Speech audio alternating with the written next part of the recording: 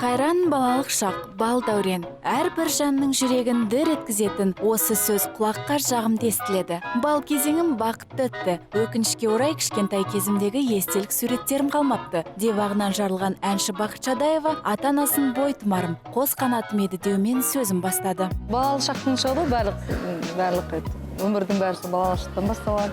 Балалық шағым өте бақытты, өте сондай жақсы өтті. Өйткені жақсы жанұядан өзім туылдым. Әке-шешемнің өзі сондай бір керемет жандар болатын.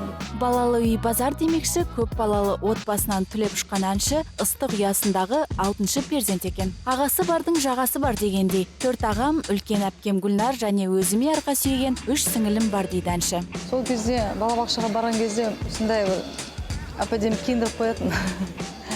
Біз енді бала кезімізден жақсы киіндіретін, өйткені ең үлкен әпкем жақсы тігінші болатын, жақсы тігетін бізге, әдемілеп киіндіріп қоятын. Біз енді өскен жеріміз енді кілең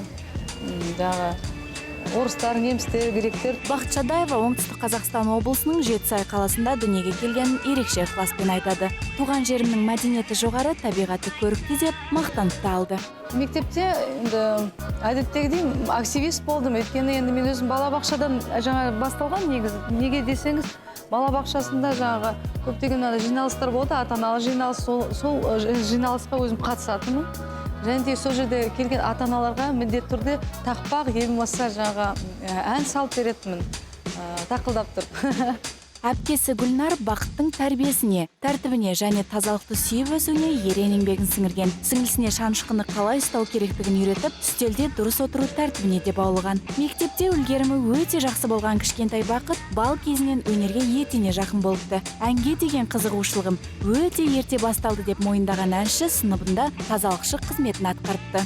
Әртүрлі әндерді жаттап алып, бұлбұлдай сайрап, 5 жасынан балабақшада ерекшеленген оны тігінші болып істейтін әпкесі Гүлнар көйлектер тігіп беруімен қуантатын. Қуыршақтай киініп, мұнтаздай таза жүретін қызғалдақтай қыздың балалық арманы әнші болу екен. Өсе келе жанры күрделі, өзге тілдегі Италия, Америка әншілерінің әндерін өз бетінше орындай бастаған. Ата-анасы әншінің өнерге деген сүйіспеншілігіне азды-көпті қарсылықтарын білдіріпті. Өнерге бармай қой, басқа бізге бір медицина керек болатын деп, сонда бір әңгімелер айтатын.